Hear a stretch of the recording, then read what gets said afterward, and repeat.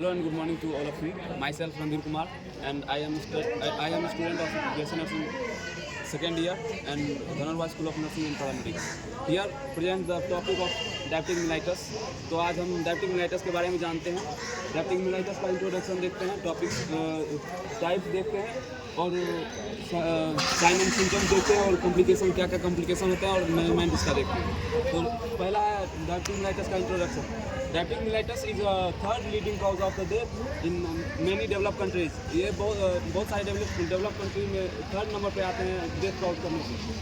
Diabetes is a major cause of blindness, renal failure, amputation, amputation और heart attack जैसे बीमारियों को ये कॉज करते हैं. इसमें हो गया मेजर कॉज होता है, मेजर कॉज में आते हैं blindness, renal failure, kidney fail हो जाते हैं, एम्पुटेशन में किसी भी शरीर से किसी भी अंग को काट के बाहर करना, इसी आते हैं इसमें. Diabetic mellitus is a chronic metabolic disorder characterised by the imbalance blood glucose level. इसमें होता है क्या है कि ब्लड में ग्लूकोज लेवल की मात्रा बढ़ जाती है, जिसके कारण हमें डायबिटिक मेलाइटस देखने को मिलता है. और ये क्रोनिक मेटाबॉलिक डिसऑर्डर है. होता कैसे है, ये इंसुलिन के प्रोडक्शन में कोई डिफॉर्मिटी हो जाता है, या इंसुलिन सही से नहीं बन पा रहा है, या इंसुलिन को सही से यूज नहीं कर पा रहा है हमारा शरीर, इसके कारण होता है. अब देखते हैं नॉर्मल लेवल ऑफ ग्लूकोज. हमारे शरीर में नॉर्मल लेवल को ग्लूकोज को देखते हैं. फास्टिंग में इसका ग्लूकोज का नॉर्मल लेवल होता है 70 to 110 mg पर DL, और रैंडम होता है 140 से 200 mg पर DL. अब देखते हैं टाइप्स देखते हैं. डायबिटिक मेलाइटस का टाइप्स देखते हैं. Diabetic mellitus mainly three types के होते हैं. Type 1 diabetic mellitus, type 2 diabetic mellitus and gastrointestinal diabetic mellitus.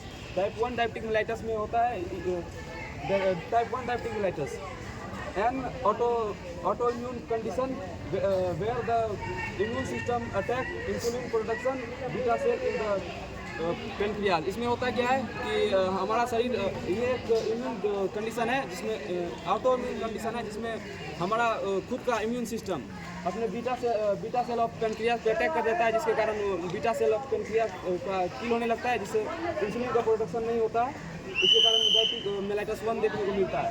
Usually develop in childhood but can occur any as. ये यूजुअली देखा जाता है बच्चों में, लेकिन किसी भी एज में हो सकते हैं.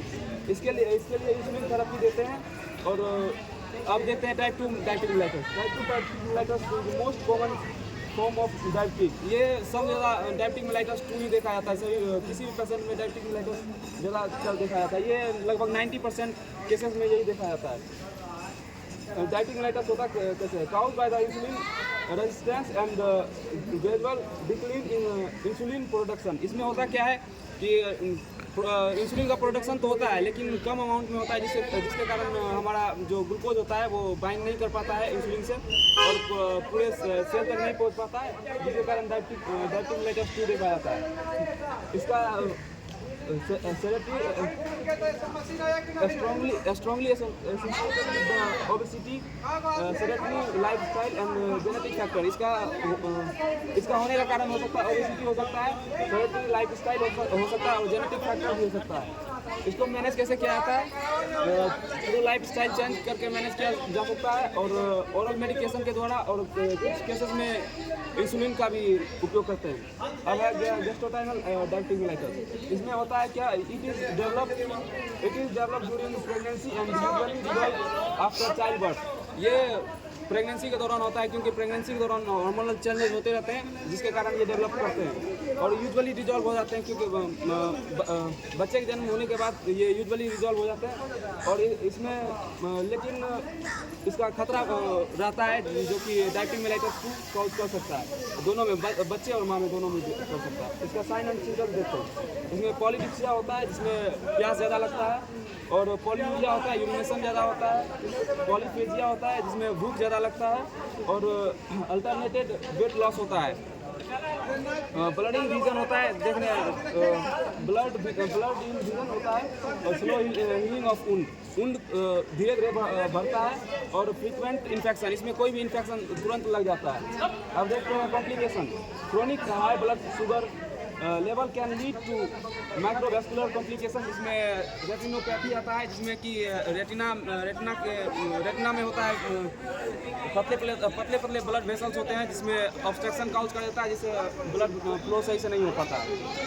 अब है माइक्रोवेस्कुलर कॉम्प्लिकेशन, इसमें होता है कार्डियोवेस्कुलर डिजीज जैसे लाइक हार्ट अटैक जैसे समस्या इसमें देखने को मिलता है। इसका मैनेजमेंट कैसे करते हैं? लाइफ स्टाइल चेंज करके मैनेजमेंट कर सकते हैं, जिसमें हेल्दी ईटिंग, लो ग्लूकोमिक इंडेक्स फूड और बैलेंस डाइट करके कर सकते हैं, और रेगुलर फिजिकल एक्टिविटी से कर सकते हैं। मेडिकेशन में क्या होता है? ओरल मेडिकेशन में हो सकता है ओरल मेडिकेशन में होता है मेटफॉर्मिन, DPP-4 इनहिबिटर और SGLT2 इनहिबिटर का यूज़ करते हैं, और कुछ स्थिति में इंसुलिन थेरेपी भी देते हैं, जिसमें टाइप 1 में ज़्यादा इंसुलिन थेरेपी देते हैं, और कुछ केसेस में टाइप 2 में भी इंसुलिन थेरेपी देते हैं। इसको मॉनिटरिंग करना पड़ता है रेगुलर, और इसका हेल्थ एजुकेशन देते हैं। और इसका प्रिवेंशन क्या क्या हो सकता है? प्रिवेंशन हो सकता है बैलेंस डाइट लेना है, हाई फाइब्रस डाइट लेना है, जिसमें ग्लूकोज की मात्रा कम हो, etc. और फिजिकल एक्टिव रहना है, और रेगुलर हेल्थ चेकअप करना है। Thank you.